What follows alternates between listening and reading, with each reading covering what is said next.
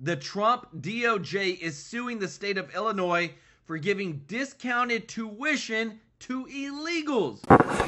What? You can't make this stuff up, y'all. It's like we show you all this stuff that you normally don't see on mainstream media.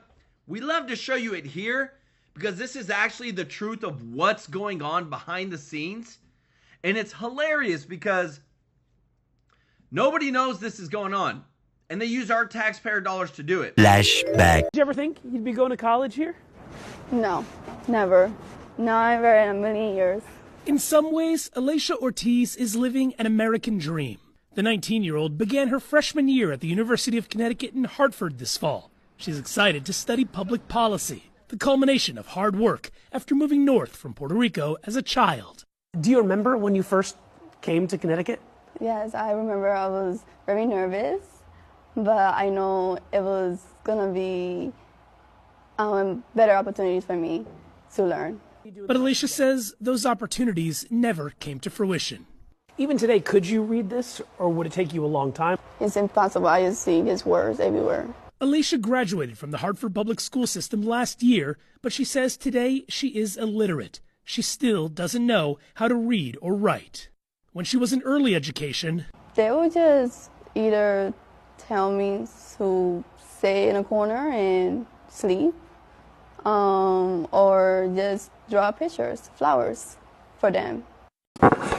What? Governor Pritzker said the National Guard should never come in unless there is an emergency. You're going to hear people, especially this past weekend, 54 shot, 7 dead. Yeah. They're going to say the city's not safe. Would you ask your friends to ride the L after midnight or after, 9 o'clock at night even to come down to the city from O'Hare? Look, big cities have crime. There's no doubt about it. But let's just pay attention to what President Trump is doing targeting Chicago. He's overlooking red states that have much higher crime rates. Lined up on Chicago, though? Well, we're going in. I didn't say when. We're going in. When you lose, look, I have an obligation. This isn't a political thing. I have an obligation. When we lose, when 20 people are killed over the last 2.5 weeks, and 75 are shot with bullets. So let me tell you a little story about a place called D.C., District of Columbia, right here where we are. It's now a safe zone. We have no crime. It's in such great shape. You can go and actually walk with your children, your wife, your husband. You can walk right down the middle of the street. You're not going to be shot, Peter. You're safe. Liberals in Chicago have the privilege of being able to say that we don't need the National Guard here in Chicago. They have the privilege of saying that because they keep themselves in their careful bubbles of Lincoln Park, Wicker Park. They stay up in some of the northern areas and they go and frolic at the beach, playing volleyball and pickleball and tennis in these areas where it's clean, there's minimal crime. Of course you feel like we don't need the National Guard because you've never stepped foot on the actual south and west side. Elitist, progressives, and leftist white Chicagoans have the privilege of not needing the National Guard in order to feel safe in their communities. They walk out their door in the morning with their babies to go get a quick coffee and their kid on a scooter with a helmet. That's privilege. That's the same privilege that you claim you want to be a part of unpacking and getting away from. It's the yuppie white women in Chicago who want to scream about Trump being fascist, yet they keep themselves carefully, safely tucked away in Lincoln Park. Come to Woodlawn. And not the cute part. No, go past 63rd. Come to Auburn Gresham, Chatham, Inglewood. Get on your scooter there and do it about 7 o'clock. Okay. If you're not going to do that, Mind your business. This is an emergency. Anytime we're continuing to lose lives on the south sides and west sides of Chicago, to those of us who live in the community, we deem that as an emergency. All of this pushback against Trump, knowing how he responds to that, could actually provoke him to follow through with this talk about sending in the National Guard when yesterday he seemed to waffle. Could this make things worse, all this pushback? Could you imagine if, as a descendant of slaves, if my ancestors would have had that same rationale? Let's not fight against the Confederacy. Let's just try to get along, and then maybe one day they'll give us our freedom. Nowhere in the history of America or the world where marginalized people have sat silent and idle, and they've been able to actually achieve justice and liberation. The fact that you have a unified front in Chicago, where we are rejecting the occupation by the military of our cities, that's actually fighting for our democracy. That's what's required in this moment. Leading in this moment takes a great deal of courage, but we stand on the shoulders of so many people that have come before us. We have seen these type of tyrannical acts before. One thing that we know for sure, when we fight back against tyranny, the people united always prevail. We are not thinking about Pritzker or Brandon Johnson.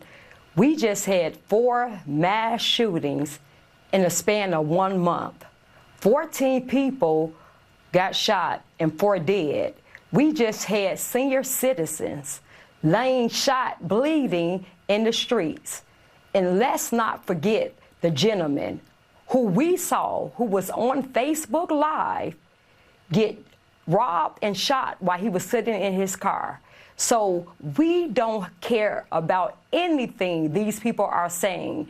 Tell Brandon Johnson and Pritzker, if Chicago is so safe, with Brandon Johnson especially, let's leave his 150 police detail. Fire them and walk around with no police detail. And Pritzker, no security. Come in my community, the south side of Chicago. Come over there and let's see you say how safe it is. You can't even sit in your car long. If you sit in your car, you know that it's a chance you're going to get carjacked, robbed, or shot. So tell him to come around in my neck of the woods and talk that. It's been a war zone for years, and for them to try to make people believe that Chicago is a safe place and that you can live in these parts of the neighborhood where we live and be okay, that's an outright lie. Of course, now you have Chicago politicians bragging, talking about, no, the crime is down, the crime is down. Maybe by fucking Whole Foods where you shop, but not in the south side of Chicago, where people are still ducking and dodging bullets and can't even check their goddamn mail. This is what I was saying 2 weeks ago when I said these democratic cities invest in crime. And every liberal in my comment section was like, you said the wrong word, you said it better, you did it better, you said it better, it's not better. They're investing in crime. There's no progress. They want the crime to fucking continue. That's obvious. Talking about you're investing positively in the communities. You're investing in fucking excuses.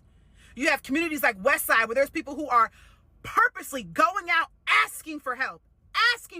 Trump said the other day, there's a beautiful African-American woman coming to me, asking me like, hey, can you please come help us in Chicago? We need help. Crime is at an all-time high. Please help us. Governor's like, oh no, we're okay. The mayor's like, don't send help. How dare you? We don't need no help. Let the crime continue. Let the crime continue. The gaslighting is at an all-time high. You are willing to put your community at risk because you hate Trump that fucking bad. No, what's going to happen is he's going to call out your fucking mismanagement. He's going to call out your fucking bullshit. He's going to call out your corruption. That's what he's doing. These democratic cities think this is some type of game. Every time a criminal is in jail, they're like, oh, you're fucking racist. Every time the National Guard comes in to fucking sweep their shit up, oh, that's illegal. Yet and still, you got the community out here, please help us. We need help. We want to live. We're tired of dodging fucking bullets. Trying to bamboozle the public. We know the truth. The communities are speaking for themselves.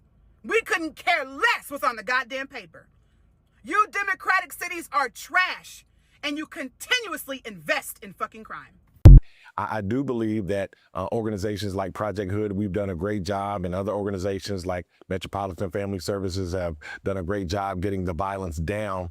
But having the National Guard come in would be like a shot in the arm. It would help us tremendously. We don't believe that they could solve all the problems, but we believe they could stand on corners and help calm down a lot of the violence so that we can continue to provide solutions that would be ongoing. It's just gone from bad to worse to disaster. No one really feels safe. It's impossible to feel safe in a city like this. especially with the leadership we have. These kids are carrying guns like around the ages of 8 years old, and they're killing other 8-year-old kids with guns. It's insane. My opinion, not enough police officers.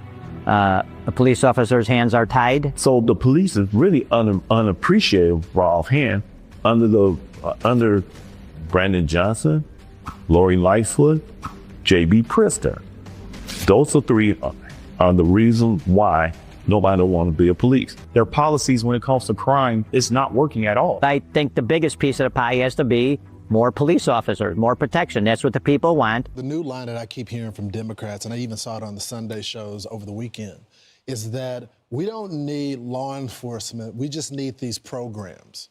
Right? I'm not against community programs. Pastor Brooks has a phenomenal program that we have supported, that our audience is given to get program for these kids. But you need both. You need law enforcement there. You can't send social workers to deal with the gangsters on the street.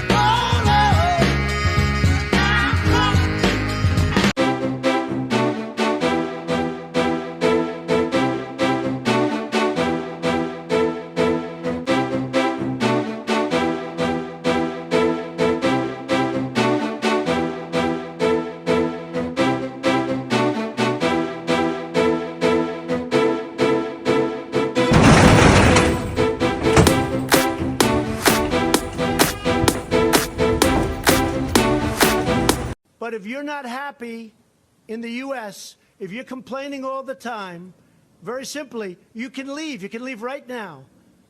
Come back if you want. Don't come back. It's okay, too. But if you're not happy, you can leave. Baby.